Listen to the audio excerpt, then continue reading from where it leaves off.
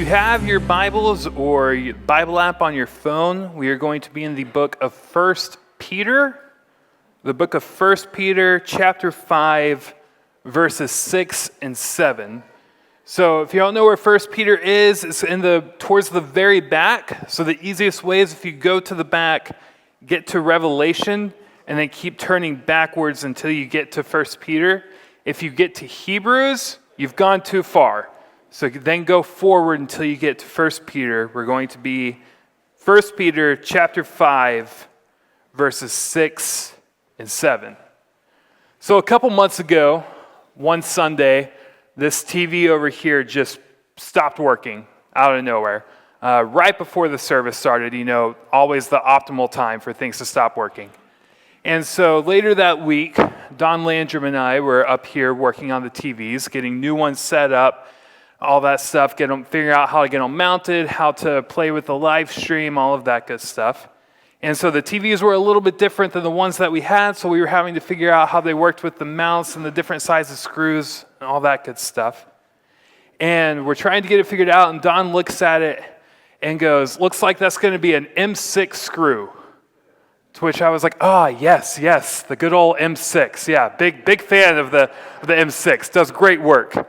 So he goes, "All right, so how about you go to the hardware store, get some M6 screws, and then I'll keep working on taking the mounts down." To which I'm standing there going, I don't really know what an M6 screw is. I usually just find a screw that looks like it'll work, and it may stick out, but it'll hold it in, so we'll call it a day. But I didn't want to tell him that.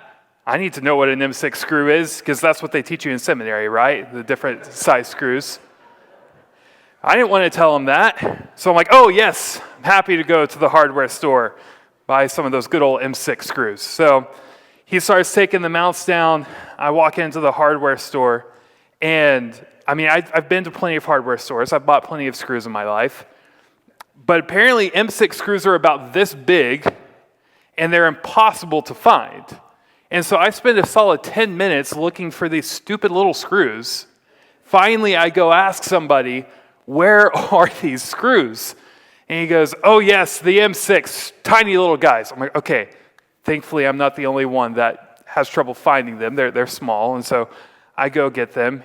Everything works out. The TVs are mounted, the TVs work. But it would have been a lot easier. I know how to unscrew a mount out of a wall. I didn't know what that type of screw was. Don did. And so it would have been a lot easier in the long run if I had had the humility to say, "I have no idea what an M6 screw is. How about you go buy those? I'd be happy to unscrew this out of the wall." And sometimes it just takes that humility to say, "I don't know. Let me hand this over and let somebody who does know, who's better at this than me, get the job done probably better than I could to begin with." So that brings us to our first point. Humble yourselves under the mighty hand of God. The first point, humble yourselves under the mighty hand of God. Jimmy, if we can go to that next slide. So the background on 1 Peter is this is written likely by the Apostle Peter, who we see in the Gospels, who we see in Acts. And he was writing to a group of Christians in what was known as Asia Minor, which is probably modern-day Turkey.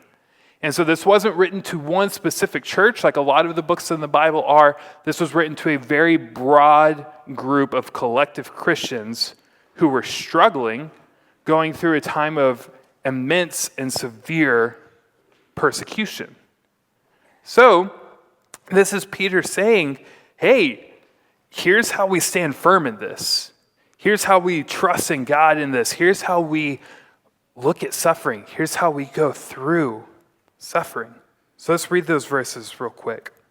1 Peter 5, verses 6 and 7. "Humble yourselves, therefore, under the mighty hand of God, so that he may exalt you at the proper time, casting all your cares on him because he cares about you." So that first point, that first clause in that verse, in verse 6, "Humble yourselves under the mighty hand of God," this is the opposite of arrogance and belief that we can do it all on our own. This is us saying that we can't do it. Humility is saying we can't do it on our own. We need someone bigger. We need someone better. We need somebody who has control over all things. So this reminds me of the first verse in the Sermon on the Mount, Matthew 5:3. And the Sermon on the Mount is Jesus showing what it looks like to follow God. And yet the very first verse, the very first thing that Jesus says in the Sermon on the Mount is, "Blessed are the poor in spirit, for theirs is the kingdom of heaven." And that poor in spirit thing sounds weird. It's like, how is the poor in spirit the ones that inherit the kingdom of heaven? What it's saying is, blessed are the ones that aren't prideful in their spirit. Blessed are the ones who have a humble enough spirit. Blessed are the ones who are humble enough to say, I can't do this life thing on my own. I cannot bridge the gap of perfection and sin on my own. I need God.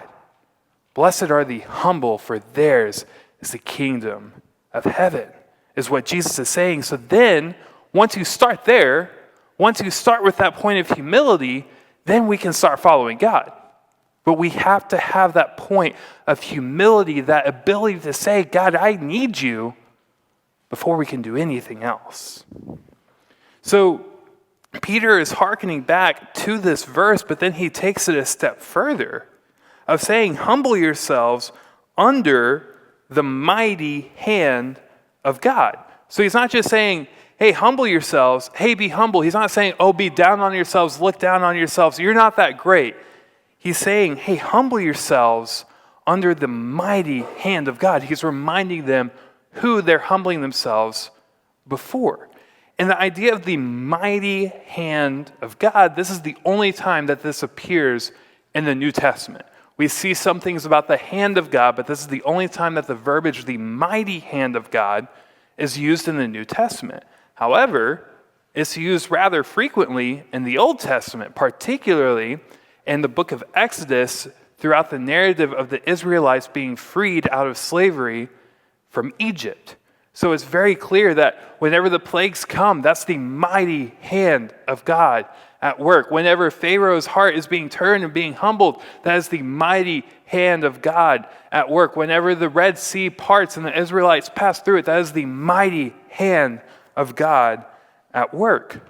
So Peter's reminding him, remember all these things that God did?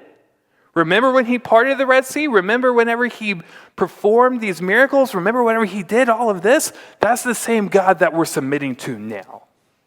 So things are rough. Things aren't looking good. But remember, things weren't looking good for them. And the mighty hand of God came through. So he's not saying, hey, just sit back. He's not saying, hey, you're not that great.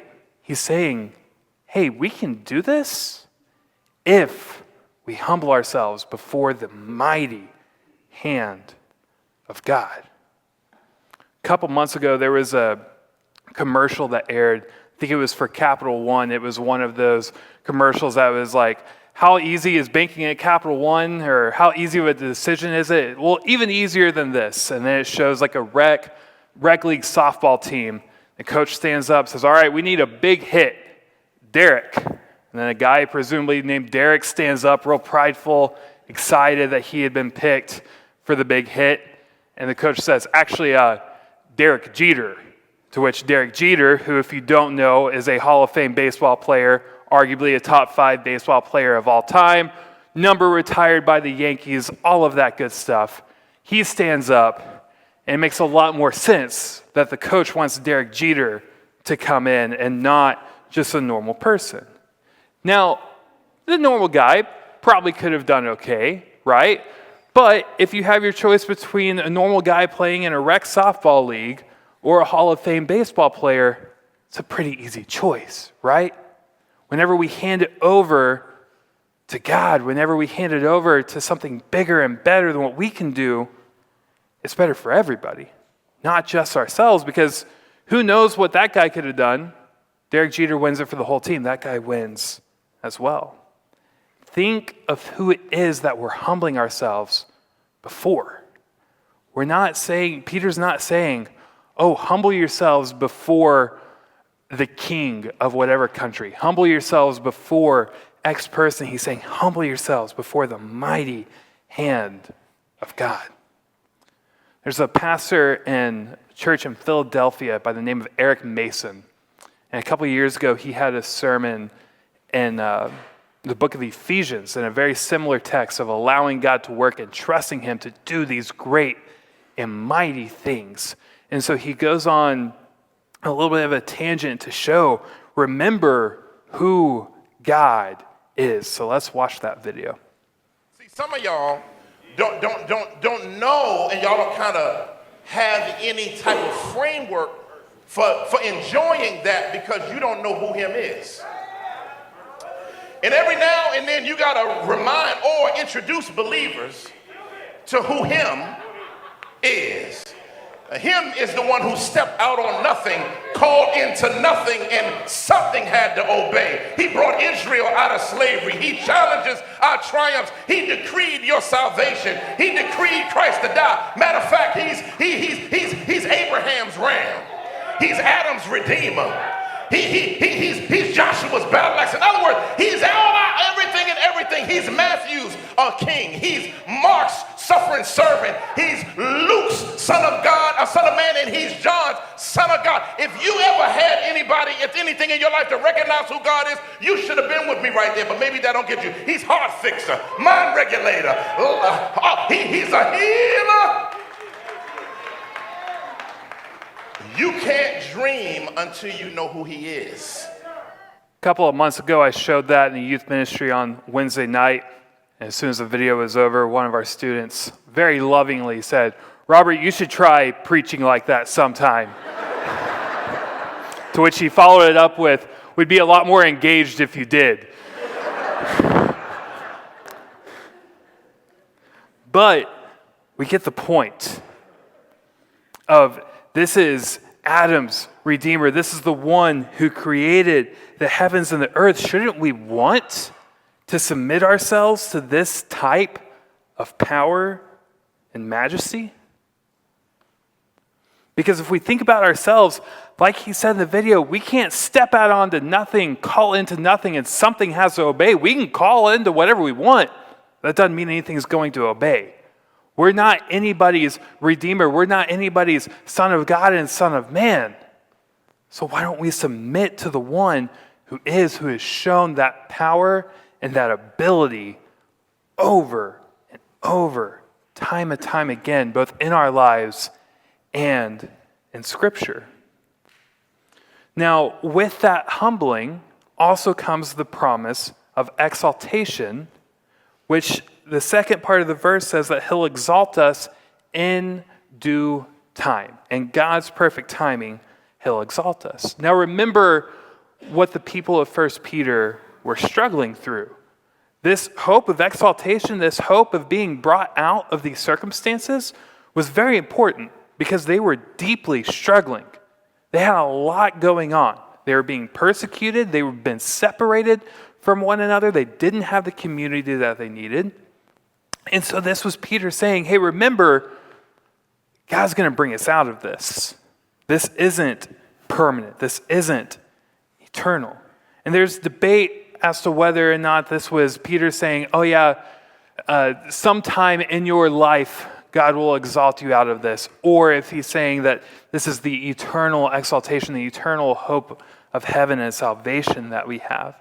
But either way, this is a reminder that we have a Savior, that he has come, he's coming back, and that our suffering is not eternal, but he is. That God is eternal, and whenever we put our hope in him, accept him in our lives, our sufferings will eventually end, and we have eternal hope. Because see, the prior command to humble isn't some sort of ethical admonition. It's not saying, oh, do this and you're just a better person.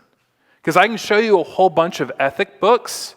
Aristotle, Plato, none of those guys are going to talk anything about being humble. They're teaching how to be a better person, how to grow in wisdom. And that's fine. But Peter is saying, humble yourself so that God can work, so that we can submit to him. And this is going to show us how God can exalt us in and through this dark world. Because this isn't it. Revelation chapter 21, verse 4, in talking about God's new creation and talking about the kingdom of heaven, says he will wipe away every tear from their eyes. Death will be no more. Grief, crying, and pain will be no more because the previous things have passed away. He's reminding them whenever we humble ourselves before God, he will exalt us in his perfect timing. See, much like what Jesus was saying in Matthew 5:3 in the Sermon on the Mount, this is only true for those who humble themselves before God. Admit that we need a Savior. Admit that we can't do life on our own. Admit that we need divine intervention. And admit that there's something bigger than ourselves for which to live. Have that humility to admit that, and God will eventually exalt us. Have you ever noticed that life is hard? I don't know if y'all have noticed that, but maybe there's a cancer diagnosis in your family. Maybe there's an Alzheimer's diagnosis in your family. Maybe you've just had or are anticipating surgery. Maybe there's been a death in your family. Maybe your relationships within your family or otherwise have been hard. Maybe you've suffered some heinous thing like abuse or something else. Maybe we have all these things going on. Maybe it's financial troubles. Maybe we're concerned about the state of our world, the state of our country. I don't know what it is. Life's hard. But reprieve is coming. There's hope. We just have to humble ourselves before God in hopeful anticipation of this perfect time to come. But in the meantime, we can humble ourselves and lean on him by casting our anxieties on him. Point 3, casting our anxieties on him. So this whole verse, verses 6 and 7, is just one long sentence. And so the main command is to humble yourselves under the mighty hand of God. That's the command. But then along with it, closely connected to it, is this idea of casting our anxieties on God. So it's not a separate command. It comes along with humbling ourselves before God, but essentially they are so interconnected that you cannot humble yourselves without casting your anxieties on him, and you can't cast your anxieties on him without humbling ourselves. They're interconnected. We have to have both. We have to be able to say, God, here is this issue in my life. I'm trusting you with it. The reality is that humbling ourselves and casting our cares before God is our means of standing firm. So Peter is saying, hey, this is a really difficult time. We need to stand firm in this. We can't back down. We can't break under this persecution, under the suffering that we're going through, but we do it by submitting to God, by casting our worries, our anxieties, our concerns on him and allowing him to work through it and trusting in his timing and his provision and his power. The issue is we don't always think of it like that. You know, we have the idea a lot of the time that if you want something done right, then do it yourself. Pull yourself up by your bootstraps, get to it, tough it out.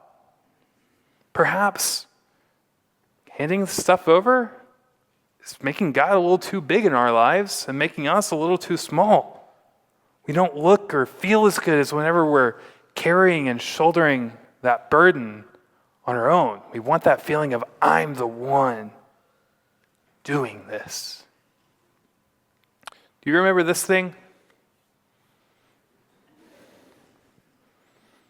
So this was once running 80% of the cell phone market. The BlackBerry was the biggest innovation in technology that we had seen. It was the first smartphone, and it was a behemoth. They were making billions and billions of dollars on this one cell phone. That was in the mid to late 2000s, but when was the last time you've seen one? Because we all have one of these now, right? Whenever the iPhone was coming out, the people running BlackBerry were saying, oh, that's a toy. That'll phase out. We're the real deal. We've been doing this on our own. We started this whole thing. We know how this works. We're just going to keep doing what we're doing. We don't need to adapt. We don't need to try and make our own iPhone. We're fine. Their little toy will go by the wayside and we'll still be there. Now again, when was the last time you saw one? And how many of us have an iPhone in our pocket? Obviously, they were wrong. They needed to make adjustments, but they were standing firm on what they could do. See, they weren't worried about the iPhone because of the kingdom that they had built up for themselves. Rather than saying, oh, we're going to trust that we're going to make it through because there's something bigger and better that we can trust in. They were relying on themselves. It didn't work out very well.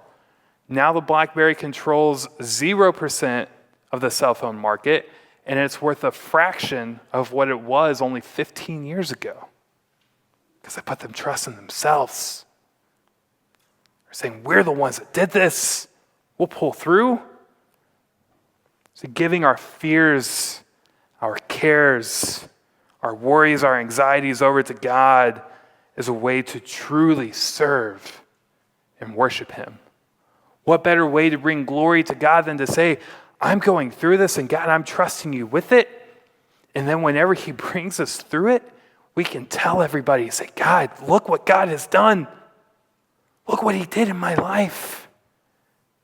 If we have that attitude and that way of service, think of the joy and the light that could spread. See, this isn't a call to laziness. This isn't, oh, I'm going to sit back and just let God take care of it. That's not what He's saying. He's saying this is how we stand firm, is by letting God take control, but we're still doing what we need to do. We're walking in obedience. We're just relying on God to get us through. See, our old youth Sunday school teacher, Rusty Johnson, gave an example one time that really, really struck me. And he was on a mission trip in Honduras, and apparently there was a medical emergency.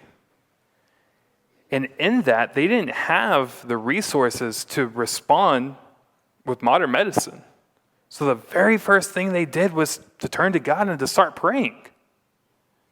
That hit me like a ton of bricks whenever he said that. Because a few years ago, on a Wednesday night, we had a medical emergency, and I got to the end of it, and everybody told me how good of a job I did and all this stuff, and then it hit me. I'm like, yeah, I called parents. I got a whole bunch of Gatorade. We got him to the emergency room. But at no point did I stop to pray. At no point did I pray for the wisdom to handle the situation. At no point did I pray for the healing of this kid. So, if we really stop and think about it, do we cast our cares on modern medicine? Do we cast our cares on our own finances? Do we cast our cares on X, Y, or Z, whatever it is? Things that we've built up? And don't hear me incorrectly. I'm not saying not to call 911 in a medical emergency. Please, for the love of all things, don't be having a heart attack saying, oh, Robert said just to pray, don't call 911. No. Pray while you're calling 911 and let God work through the trained professionals. But we can still turn to God for the very first thing. We can allow Him, trust in Him to work through the resources that He's provided us. See, this isn't inaction. And a lot of times we hear the phrasing, let go and let God, and I understand where people are coming from with that. But John rephrased it a few months ago of let us go and let God.